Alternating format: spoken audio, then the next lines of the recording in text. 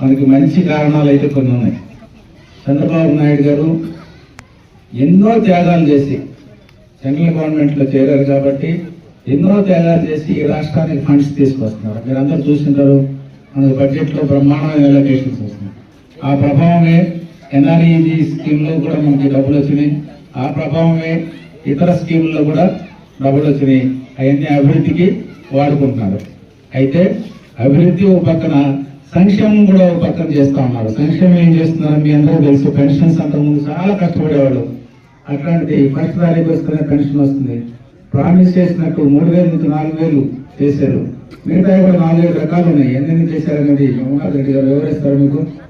అట్లాగే గ్రామాభివృద్ధికి కావాల్సిన రూరల్ గ్రామీణ ప్రాంతానికి కావాల్సిన అన్ని స్కీములలో కూడా డబ్బులు ఇవ్వడం జరుగుతుంది.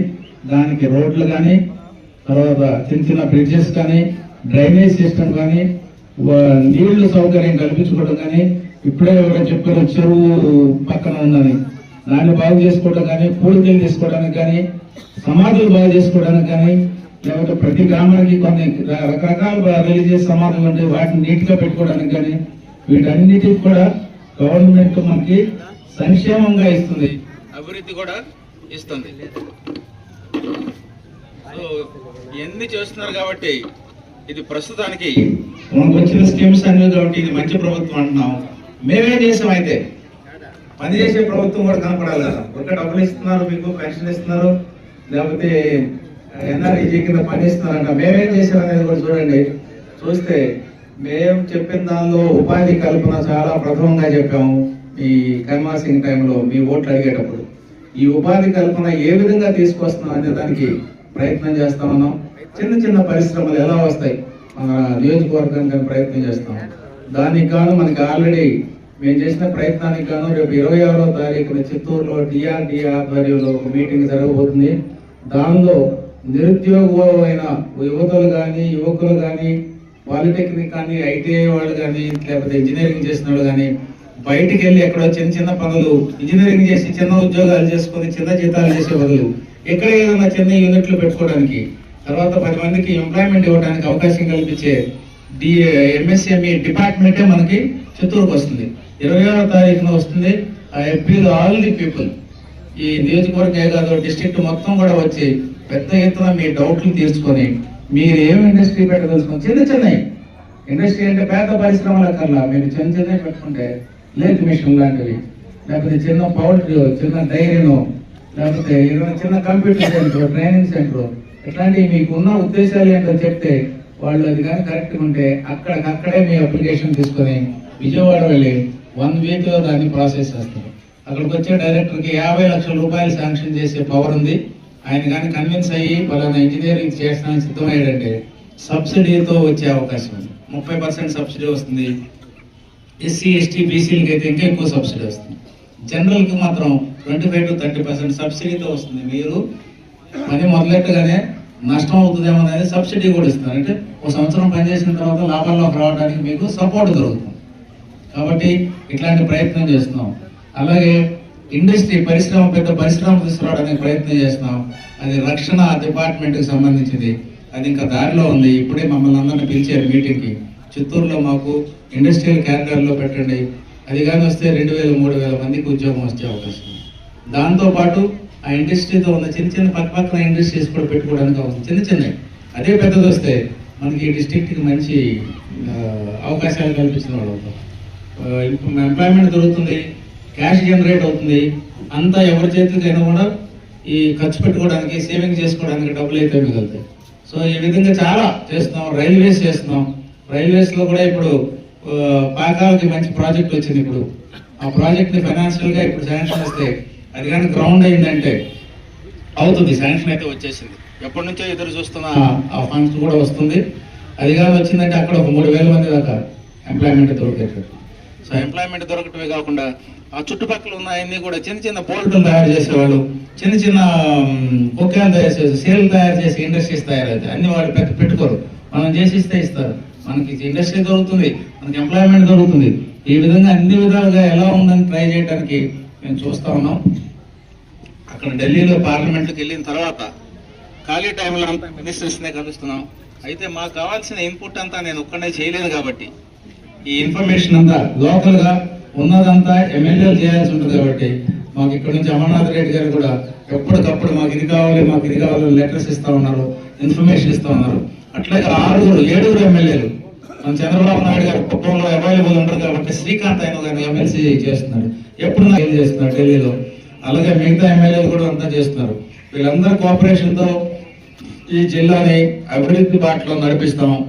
ఖచ్చితంగా చెప్పినవన్నీ ఫుల్ఫిల్ చేయడానికి ట్రై చేస్తాం. అందుకని ఇది పనిచేసే ప్రభుత్వం.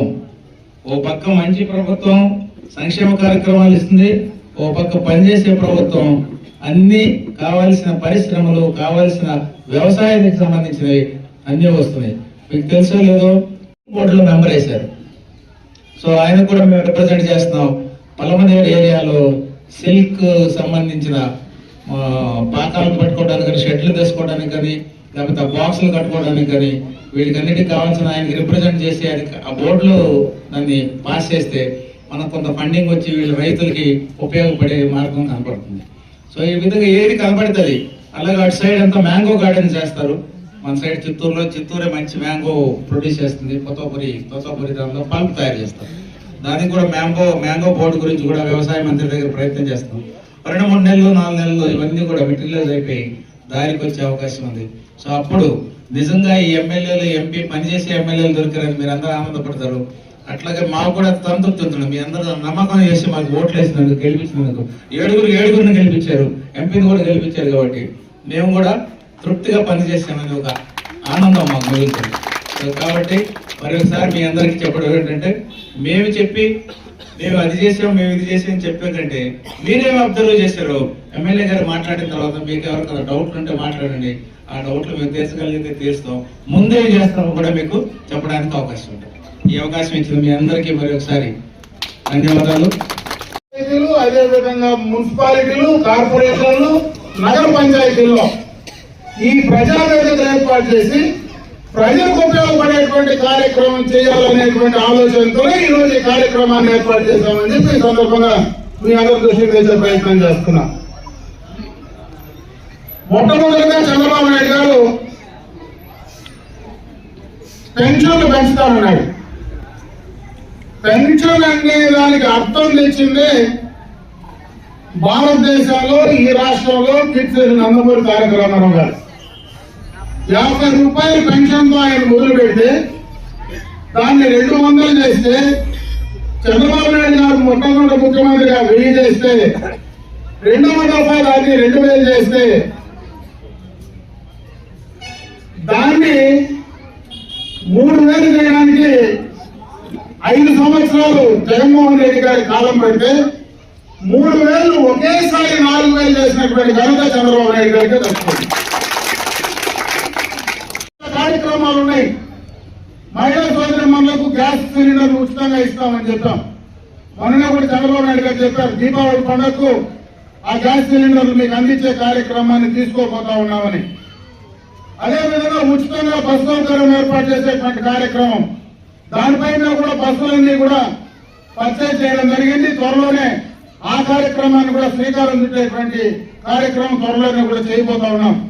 అంటే అంచెలంచెలుగా గత ప్రభుత్వంలో ఏదైతే ఆర్థికంగా ఈ రాష్ట్రాన్ని పూర్తిగా దివాలా తీసినటువంటి సందర్భంలో వాటిని మళ్ళా గాడిని పెట్టే పరిస్థితి. ఈ రోజు ఈ రాష్ట్రానికి ఆదాయం రావడానికి ఎవరు పెట్టుబడిదారులే ఈ రాష్ట్రానికి రాకపోతే అటు రెవెన్యూ పరంగా ఆదాయం కానీ, చదువుకున్నటువంటి యువతకు ఉపాధి అవకాశాలు కానీ లేని సందర్భంలో చంద్రబాబు నాయుడు గారు మళ్ళీ కూడా నమ్మకాన్ని ఆ పెట్టుబడిదారులు కల్పించి ఆ పెట్టుబడి తీసుకొచ్చేటువంటి కార్యక్రమాన్ని ఈరోజు చంద్రబాబు నాయుడు గారు చేసే ప్రయత్నం చేస్తున్నారు. త్వరలోనే ఆ కార్యక్రమాలన్నీ కూడా రాష్ట్ర పాలనని గాడిలో పెట్టడమే కాకుండా రాష్ట్రానికి ఆదాయం తీసుకొచ్చి తద్వారా సంక్షేమాన్ని మీకు ఇచ్చే కార్యక్రమాన్ని తప్పకుండా చేయాలనేటువంటి నిశ్చయంతో ఈరోజు పనిచేస్తా ఉన్నారని చెప్పి సందర్భంగా మీ అందరి దృష్టికి తెస్తా ఉన్నాం. కావచ్చు, భర్తలు జరిపినటువంటి వితంతువులు కావచ్చు, వాళ్ళందరికీ కూడా ఈరోజు పెన్షన్లు ఇస్తా ఉన్నారు. ముఖ్యంగా వికలాంగులకైతే 3,000 ఉండే పెన్షన్ ఒకేసారి 6,000 చేశారు. మానసిక వైకల్యం కలిగి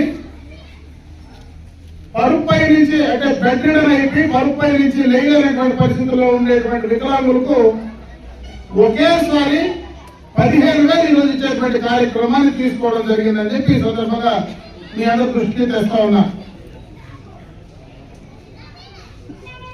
అదే కాకుండా ముఖ్యమంత్రిగా చంద్రబాబు నాయుడు గారు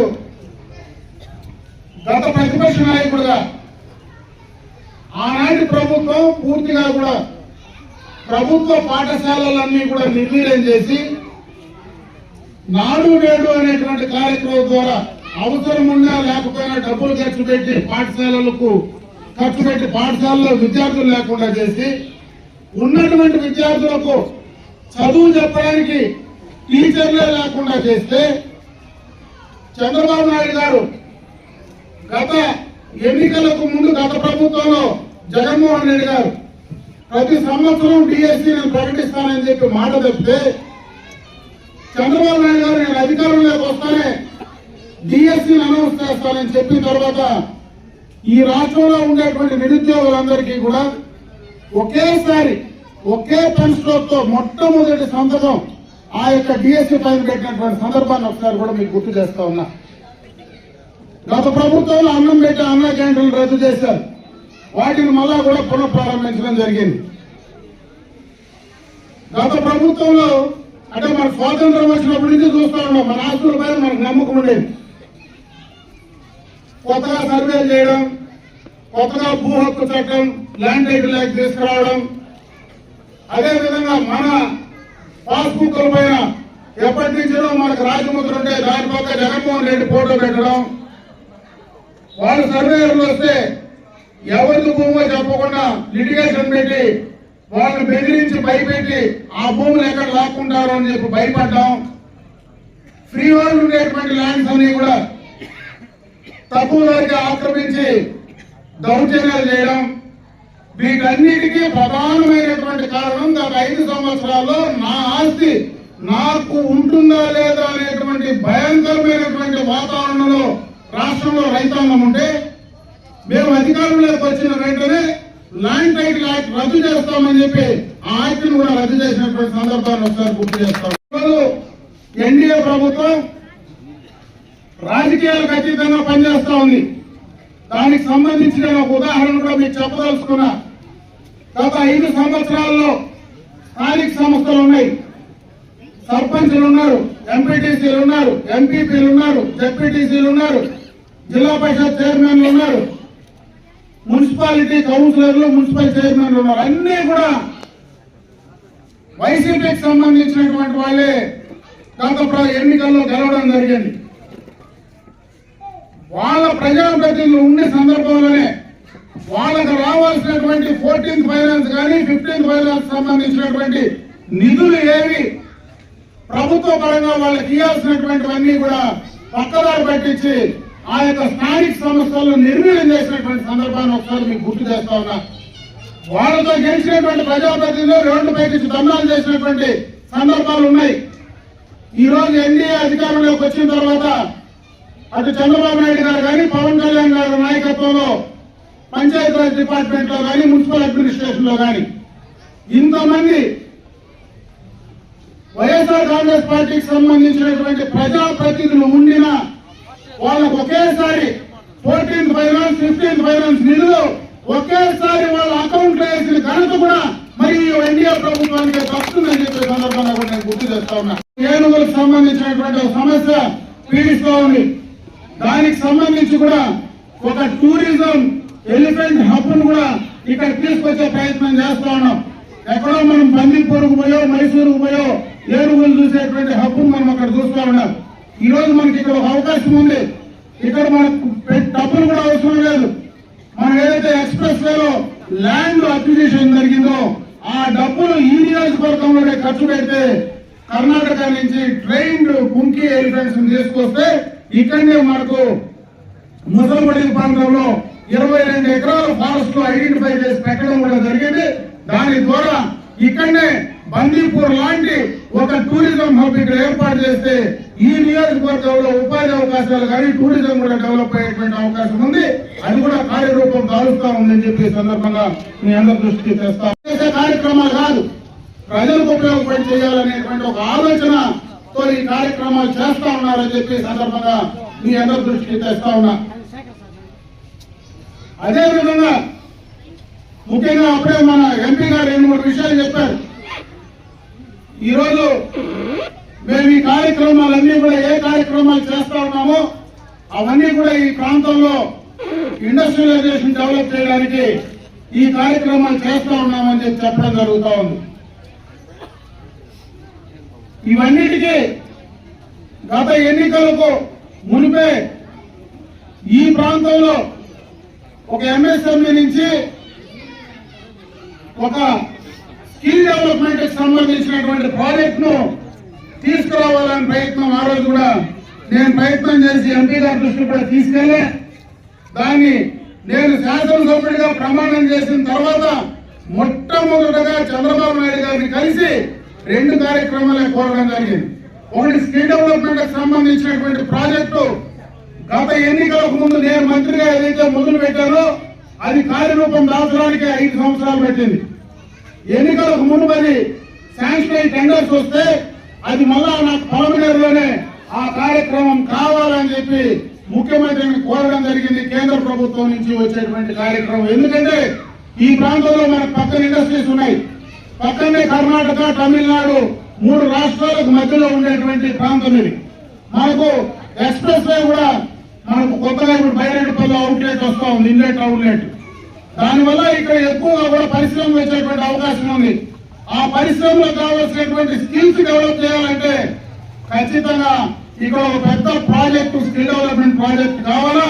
అది కేంద్ర ప్రభుత్వం నుంచి వచ్చే ప్రాజెక్ట్ అయితే ఇక్కడ ట్రైన్ అయితే అటు పక్క కర్ణాటకలో కానీ తమిళనాడులో కానీ ఆంధ్రప్రదేశ్ లో కానీ ఎక్కడ స్కిల్స్ సంబంధించినటువంటి అవకాశాలు ఉంటే ఇక్కడ చదువుకున్నటువంటి యువకులు అక్కడికి వెళ్లే అవకాశం ఉంటుందనేటువంటి ఆలోచనతో ఆ కార్యక్రమాన్ని తీసుకోవడం జరిగింది. ముఖ్యమంత్రి దృష్టి కూడా తీసుకెళ్లడం జరిగింది. ఇప్పుడు పాలు ముఖ్యమంత్రి కోర్టులో ఉంది. ఆయన ఇక్కడికి ఇస్తే బ్రహ్మాండంగా కూడా ఆయనకు జీవితాంతం ఈ నియోజకవర్గం నుంచి కూడా మనం రుణపడి ఉంటాం ఆ కార్యక్రమం చేస్తే అని చెప్పి సందర్భంగా మీ దృష్టికి తెస్తా ఉన్నా. గత తెలుగుదేశం ప్రభుత్వ హయాంలో చంద్రబాబు నాయుడు గారి నాయకత్వంలో ఎక్స్టర్నల్ ఎయిడెడ్ ప్రాజెక్ట్ కింద దాదాపు 147 కోట్ల రూపాయలు ఆ రోజు శాంక్షన్ చేస్తే వైఎస్ఆర్ కాంగ్రెస్ పార్టీ అధికారంలో ఉంటే పూర్తిగా కూడా ఆ పనులన్నీ నిర్వీర్యం చేశారు. అవన్నీ కూడా ఇప్పుడు మళ్ళీ కార్యరూపం దాల్చి ఈ డిసెంబర్ లోపల ఆ ప్రాజెక్ట్ ను పూర్తి చేసేటువంటి కార్యక్రమాన్ని తీసుకోవడం జరుగుతూ ఉందని చెప్పి సందర్భంగా కూడా మీ దృష్టికి తెస్తా ఉన్నా. ఇటువంటివన్నీ కూడా ఇక్కడనే మనకు గత ఎన్నికలకు మునిపే గత తెలుగుదేశం ప్రభుత్వ హయాంలోనే ఇక్కడ ఒక బీసీ సంబంధించినటువంటి రెసిడెన్షియల్ పాఠశాలను తీసుకొచ్చాం. దానికి ల్యాండ్ అలాట్మెంట్ చేశాం. అది బ్రహ్మాండంగా కూడా చేయాల్సినటువంటిది ఈ యొక్క మండలాన్ని నడిపుట్లో ఆ కార్యక్రమం చేయాల్సి ఉన్నది. అది కూడా పెండింగ్ లో ఉంది. దాన్ని కూడా మనం పోస్టులకు తీసుకొచ్చేసే ప్రయత్నం అయితే ఖచ్చితంగా చేస్తా ఉన్నాం. ఈ కార్యక్రమాలన్నీ కూడా రాబోయే సమయంలో తప్పకుండా కూడా వాటిని అన్నింటినీ పూర్తి చేసి అందివ్వడానికి ఖచ్చితంగా మేమందరం కూడా పనిచేస్తాం. ముఖ్యంగా ఎంపీ గారు ఢిల్లీలో అక్కడ మనకి ఏదైనా అవసరం వస్తే అక్కడి నుంచి చేయడానికి ఖచ్చితంగా ఆయన సహకారం మనకు ఉంటుంది. ఈ ప్రాంతంలో ఎక్కడైనా ప్రభుత్వ పరంగా మనం చేయాలనేటువంటి కార్యక్రమాలు, కమ్యూనిటీకి సంబంధించినటువంటి కార్యక్రమాలు ఉంటే ఖచ్చితంగా మనం ఆయన కోరి ఆయన దగ్గర ఉండేటువంటి ఎంపీ నిధుల నుంచి కూడా కార్యక్రమాలు చేసుకోవడానికి మనకు ఒక మంచి అవకాశం ఉంది. దాన్ని కూడా మనం ఉపయోగించుకొని చేసుకునే ప్రయత్నం ఖచ్చితంగా చేద్దామని చెప్పి సందర్భంగా మీ దృష్టికి తెస్తా ఉన్నా. ఇటువంటి కార్యక్రమాలన్నీ కూడా అతి తక్కువ సమయంలో ఈరోజు 100 రోజులు కంప్లీట్ అయింది మొన్నటికే. ఇంకా ముఖ్యంగా కూడా ప్రభుత్వ పరంగా చేసే కార్యక్రమాలు ఉన్నాయి. ఈ రోజు మీకు ఎవరైనా ఇల్లు లేని వాళ్ళు ఉంటే వాళ్ళందరికీ కూడా ఇండ్లు ఇచ్చేటువంటి అవకాశం ఈ రోజు మా దగ్గర ఉంది. కాబట్టి ఎవరైనా ల్యాండ్ అవైలబిలిటీ భూమి ఉంటే, ఒకవేళ నిజంగా మీకు అక్కడ పట్టా లేకుండా ఇంటికి వేసే స్థలం లేకపోతే అక్కడ కానీ ప్రభుత్వ భూమి ఉంటే దాన్ని మీకు ఇచ్చే కార్యక్రమం చేయడమే కాకుండా మీకు పట్టా ఉంటే ఇమీడియట్ గా ఎంతమంది కోరితే అంతమందికి ఇంటి ఇవ్వడానికి ఈ రోజు ప్రభుత్వం కానీ మేము కానీ సిద్ధంగా ఉన్నామని చెప్పి సందర్భంగా మేము దృష్టికి తెస్తా ఉన్నాం. రెవెన్యూ సదస్సులు కూడా ఏర్పాటు చేయబోతా ఉన్నారు. గత ప్రభుత్వంలో రెవెన్యూకి సంబంధించినటువంటి ఇష్యూస్ ఏదైనా ఉంటే ఆ గ్రామంలోనే వాటిని చేసే ఏర్పాటు వచ్చే నెల 1-2 తేదీల్లో ఆ కార్యక్రమాన్ని కూడా తీసుకురాబోతా కార్యక్రమాన్ని చేయబోతా ఉన్నాం.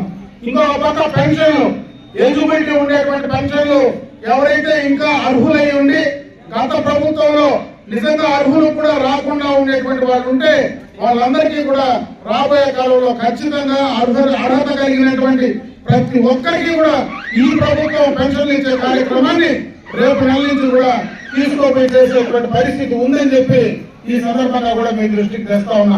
ఈ విధంగా ప్రభుత్వ పరంగా చేసే కార్యక్రమాలన్నీ కూడా తప్పనిసరిగా మీకు చేసి అందివ్వడానికి మేము ఎప్పుడు మీకు అందుబాటులో ఉంటాం. మేమైతే ఈ మండలం నుంచినే రాజకీయ జీవితాన్ని ప్రారంభించినటువంటి వ్యక్తిని మీ అందరికి కూడా అందుబాటులో ఉండేవాడిని.